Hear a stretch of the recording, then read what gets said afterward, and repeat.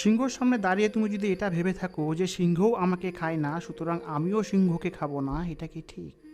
নিশ্চয় না। একই রকমভাবে আমরা যখন অন্যের সঙ্গে ভালো ব্যবহার করি, দেন অন্যের কাছ থেকেও একই রকম ব্যবহারের আশা করি, সেক্ষেত্রে এটাও কিন্তু ঠিক না।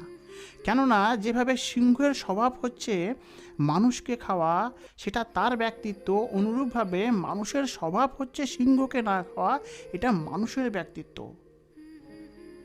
তদরূপ তুমি একজন ভালো ব্যক্তি, তোমার পারিবারিক শিক্ষা আলাদা, তোমার ব্যবহার আলাদা, তুমি সত্যিই এমন একজন পরিবার থেকে বিলং করছো যে পরিবার তোমাকে খুব ভালো শিক্ষা দিয়ে মানুষ করেছে।